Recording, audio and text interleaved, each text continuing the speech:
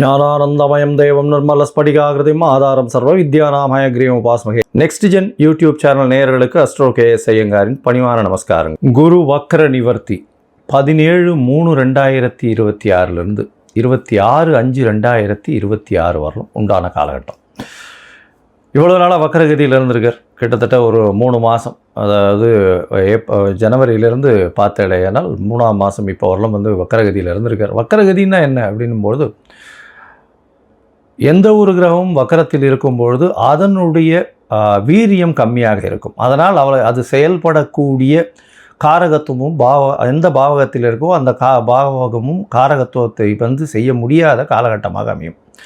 அதனால் என்ன அப்படின்னா, உங்களுக்கு குருவினால் ஏற்படக்கூடிய நன்மைகள் தடைபடக்கூடிய காலகட்டமாக இருக்கும். இப்போ பார்த்தீங்கன்னா குரு இப்போ வக்கர நிவர்த்தியம் அடைகிறார் 17/3/2026 இவ்வளவு நாளாக இருந்த தடைகள் எல்லாம் நிச்சயமாக விலகி எல்லா விதமான ஏற்றங்களும் அந்தந்த ராசிக்காரர்களுக்கு ஏற்றார் போல் கொடுக்கக்கூடிய வாய்ப்புகள் உண்டு. சரி, இப்போ குருவினுடைய காரகத்துவம் அப்படின்னு பார்க்கும்பொழுது, குரு அப்படின்னு சொன்னாலே தனகாரகன்னு சொல்லுவாங்க, புத்திர காரகன்னு சொல்லுவாங்க. அதாவது இந்த ரெண்டுத்திற்கும் அவர் தான் அத்தாரிட்டி, அதாவது எஜமானர்னு சொல்லக்கூடியவர். பணம் வரணுமா, குரு தான் அதற்கு இதுவே, அதாவது அத்தாரிட்டியே, அவர் மூலியமாக தான் பணமே வரும்.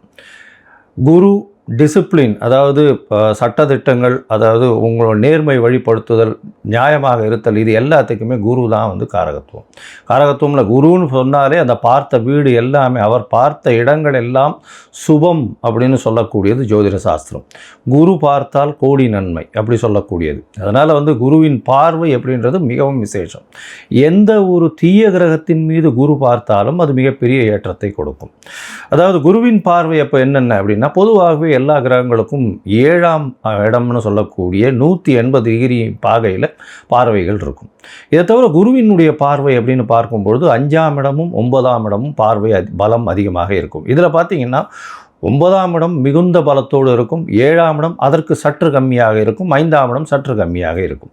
ஸோ அதனால் இந்த 3 இடங்களும் பார்த்தோன்னா அதீத சுபத்துவம் பெறும். குரு தான் இருக்கும் வீட்டை விட தான் பார்த்த இடத்தை மிகுந்த ஆளுமையுடன் நல்ல ஒரு வெற்றிகரமாக சுபத்துவத்தை கொடுக்கக்கூடிய காலகட்டமாக இந்த காலகட்டம் அமையும்.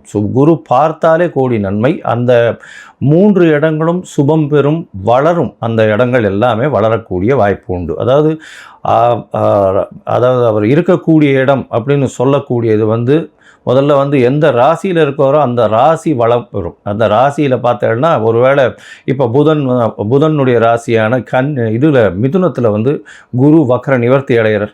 அதனால் மிதுன ராசிக்காரர்களுக்கெல்லாம் தீர்க்கமான சிந்தனைகள், உடல் வலிமை எல்லாமே நல்லபடியாக இருக்கும். இருக்கும் இடம் சுபம் பெறக்கூடிய வாய்ப்பு. அது தவிர அவர் பார்க்கக்கூடிய இடம் 5ஆம் இடத்தை பார்க்குறார். 5ஆம் இடத்தை பார்த்தால் 5ஆம் இடம்னு சொல்லக்கூடியது உங்களுடைய புத்திரஸ்தானம், உங்களுடைய புகழ் அந்தஸ்து கௌரவஸ்தானம், இது எல்லாமே கிடைக்கக்கூடிய காலகட்டம். திருமணம் 7ஆம் இடத்தை சொன்னால் திருமணத்தை பார்க்கக்கூடிய வாய்ப்புகள், திருமணம் அமையக்கூடிய காலகட்டம் நிச்சயமாக இருக்கும்.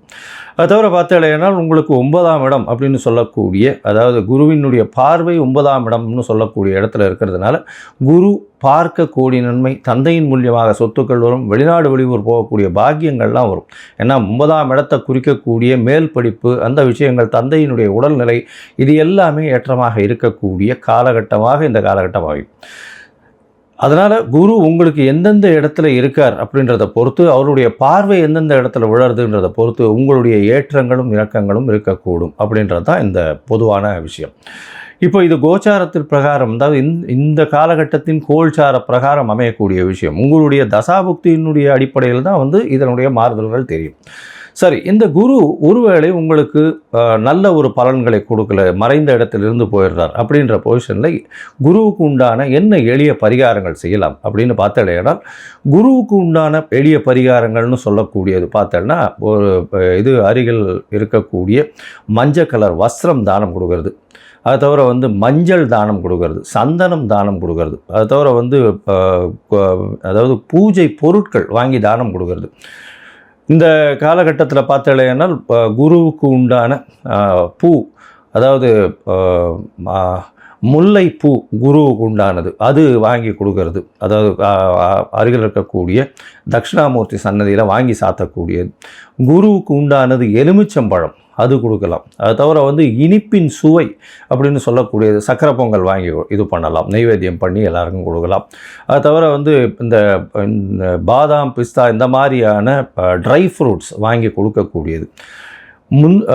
கொழுப்பு சத்துன்னு சொல்லக்கூடிய நெய் போன்ற விளக்குகள் ஏற்றுவது மிகப்பெரிய ஏற்றம். சரி, இதெல்லாம் பண்ண முடியல, இது தவிர வேறு என்ன பண்ணலாம் அப்படின்னு பார்த்தேன்னா, குரு பிரம்மா குரு விஷ்ணு குரு தேவோ மகேஸ்வரா குரு சாக்ஷாத் பரபிரம்மா தஸ்மை ஸ்ரீ குரவே நமஹான்னு 3 தரம் ஒரு நாளைக்கு சொல்லிட்டே வந்தேன்னா உங்களுக்கு வரக்கூடிய வந்த எல்லா பிரச்சனைகளும் விலகும்.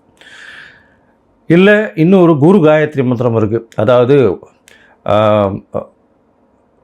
குரு பிரம்மாய வித்மஹே, அதாவது குருவினுடைய காயத்ரி மந்திரம் அப்படின்னு சொல்லக்கூடியது ரிணிஹஸ்தாய தீமகி தன்னோ குரு பிரச்சோதயாத்து அப்படின்னு, குரு பிரம்மாய வித்மகி ரிணிஹஸ்தாய தீமகி தன்னோ குரு பிரச்சோதயாத்து, இல்லைன்னா ரிஷபத்வஜாய வித்மஹே கிருணிஹஸ்தாய தீமகி தன்னோ குரு பிரச்சோதயாத் அப்படின்னு சொல்லக்கூடிய குரு காயத்ரி மந்திரத்தை ஒரு நாளைக்கு 3 தரம் சொல்லிட்டு வர்றது நல்ல ஒரு ஏற்றத்தை நிச்சயமாக கொடுக்கும்.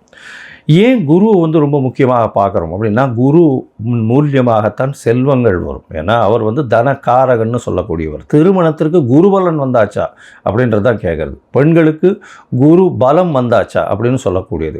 குரு பகவான் 2ஆம் இடம், அது தவிர 7ஆம் இடத்தை பார்க்கறது, 7ஆம் இடத்துல இருக்கிறது, அதாவது 2, 4, 7 இதெல்லாம் பார்த்து இருந்தாரே ஆனால், 5ஆம் இடம் 9ஆம் இடம் 11ஆம் இடம் இதெல்லாம் இருக்குமாறே ஆனால் நிச்சயமாக அவர்களுக்கு தசாபுக்தியும் சேர்ந்து அந்த காலகட்டத்தில் வந்து வருமேயானால், சுபர்களுடைய தசாபுக்தி வருமேயானால், அது தவிர 7ஆம் ஆதிபத்திய தசாபுக்தியோ இல்லை 2ஆம் ஆதிபத்திய தசாபுக்தியோ வருமேயானால் நிச்சயமாக அந்த பெண் குழந்தைகளுக்கு திருமணமாகக்கூடிய வாய்ப்புகளும் நல்ல குடும்பம் அமையக்கூடிய காலகட்டமாகவும் இந்த காலகட்டத்தில் அமையும். சரி, இப்போது ஒரு ராசியாக மேஷம் முதல் மீனம் வரை என்னென்ன பலன்கள் இருக்குது இந்த குருவை வைத்து, குருவினுடைய பார்வை வைத்து எப்படி இருக்கும் அப்படின்றத பார்க்கலாம். இந்த குரு பகவானுக்கு உண்டான எளிய பரிகாரம் சொன்னோம். இப்போ வந்து எந்தெந்த கோவிலுக்கு போயிட்டு வரலாம்ன்றதையும் சொல்கிறேன். அது தவிர வந்து உங்களுக்கு அஸ்ட்ராலாஜிக்கல் கன்சல்ட் தேவைப்படுமே ஆனால் நீங்கள் என்னுடைய மொபைல் நம்பர் கீழே ஸ்க்ராலிங்கில் போகிறது, உங்களுடைய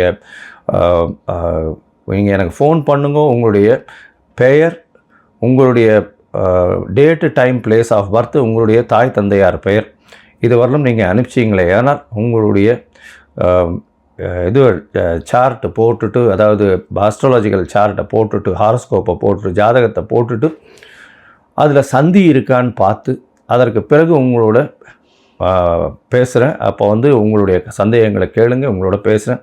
இதற்குண்டான கட்டணம் என்னன்றதையும் சொல்கிறேன். அந்த கட்டணத்தையும் செலுத்தி அப்பாயின்மெண்ட் வாங்கிக்கோங்க. சரி, இப்போது மேஷம் முதல் மீனம் வரை 17/3/2026 முதல் 26/5/2026 வரை உண்டான குரு வக்ர நிவர்த்தி பலன்கள் ஒன்றொன் பின் ஒன்றாக. மேஷம் அஸ்வினி பரணி கிருத்திகை இந்த 3 நட்சத்திரம் 9 பாதங்களை கொண்ட ராசி. ராசியின் அதிபதி செவ்வாய். சரி, இந்த குரு வக்ர நிவர்த்தி அதாவது 17/3/2026 26/5/2026 வரலும் உண்டான காலகட்டத்தில் குரு உங்களுடைய ராசிக்கு 3ஆம் இடத்துல இருக்கார். 3ஆம் இடத்தில் இருக்கும் பொழுது முயற்சிகளில் சிறு சிறு தடைகள் வந்தாலும் வெற்றிகள் உண்டாகும்.